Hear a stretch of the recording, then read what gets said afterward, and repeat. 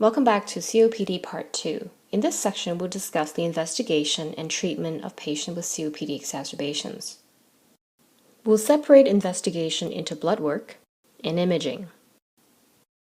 We often do basic labs such as CBC, electrolytes, renal function. We sometimes order a venous blood gas. In patients who are not improving with treatment, we sometimes order an arterial blood gas. How would these blood work results be abnormal? In patients with a potential infection, they might have an increased white blood cell count. Patients with COPD are often hemoconcentrated. We look at the other blood work to look for electrolytes abnormalities and renal insufficiency. What about the blood gases? A typical venous blood gas of a COPD patient would be CO2 retention. We can often compare the patient's VBG during an exacerbation to their baseline to know how sick they are at this point. If the patient is not responding to treatment, if we do their ABG, this is what it would show. We will see a rapidly rising PCO2 and a decreasing PO2. In patients with stories that are suspicious for acute coronary syndrome, we will want to add in cardiac markers as well. In those patients, we will want to obtain an ECG. There are typical ECG changes in patients with COPD. Particularly during an exacerbation, we will see tachycardia.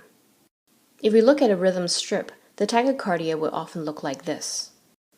You notice that in this rhythm strip here, that the P waves that are pointed out by the arrows, they have different morphology, meaning that the impulses come from different foci in the atrium, also known as multifocal atrial tachycardia, or MAT.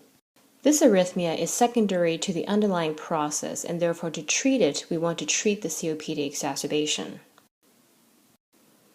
On the ECG, we will also want to look for other abnormalities. Specifically, we want to look for any cardiac cause that might be mimicking a COPD exacerbation, such as this ECG. Do you see what the abnormality is?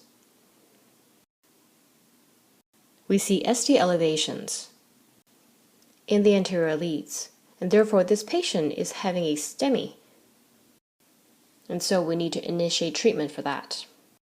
In terms of imaging, there are a few modalities we might want to use in patients with a COPD exacerbation. They include chest X-ray, ultrasound, and CT scan. Chest X-ray is the most commonly used imaging in patients with COPD exacerbation. There are a few things we look for. In a typical COPD patient, they have hyperinflated lungs with flattened diaphragm.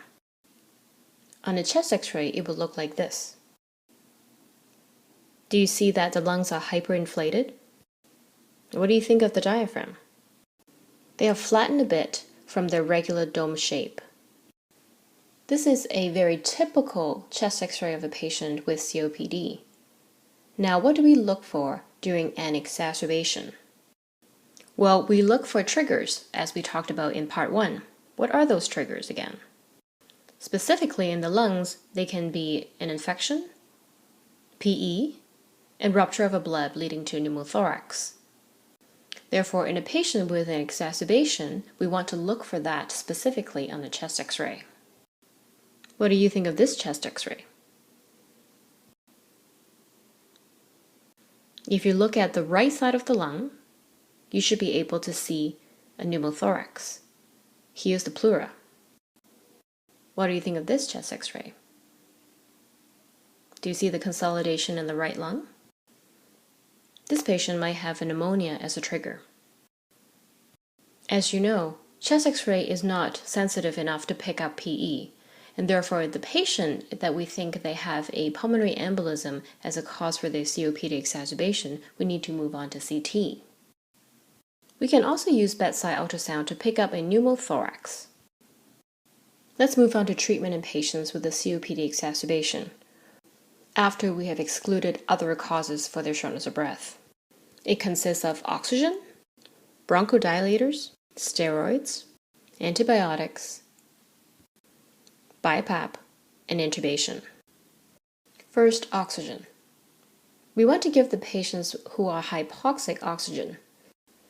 However, Since the patients with COPD are often CO2 retainers, higher O2 might cause respiratory depression. We want to titrate the oxygen so the SAT is about 90%. We do this by giving oxygen by nasal prongs or Venturi mask. Next is bronchodilators. Salbutamol is the main bronchodilator. It can be given as a nebulized version or by puffers. It can also be given continuously until the patients start to improve. We often start with 3 back-to-back treatment first. In terms of side effects, salbutamol causes tachycardia and hypokalemia. We sometimes add ipratropium as a second bronchodilator, usually as a single initial dose. Salbutamol is the main treatment. Steroid is key in patients in COPD exacerbation. It can be given as an IV methylprednisolone or PO prednisone. Since the steroid takes a few hours to work, it's important that we start the steroids early. Antibiotics are given to patients with the following. They have a pneumonia documented on the chest x-ray, or they have symptoms that's suggestive of an infection that include fever, increased sputum production, or change in the sputum color. The antibiotics of choice include doxycycline, fluoroquinolones, and cephalosporins. In the patients who are having a moderate to severe exacerbation, we want to consider using non-invasive positive pressure ventilation with BiPAP. A mask is applied to the face of the patient that supplies positive airway pressure. BiPAP can only be used in patients who are awake, and we want to consider it early in patients with a bad exacerbation. BiPAP is extremely useful in preventing intubation in patients with a bad COPD exacerbation. In patients who we do not have access to BiPAP, or they're failing BiPAP, with a falling oxygen saturation and a worsening acidosis, we would intubate them.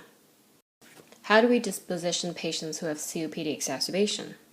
The patient can go home if, after a few hours of treatment in the emergency department, their oxygen saturation is normal both at rest and on exertion. These patients can go home. They need to be on 10 to 14 days of oral steroid and antibiotics if indicated. What if their oxygen is normal at rest, but when they walk their oxygen saturation decreases? Those patients need to be admitted.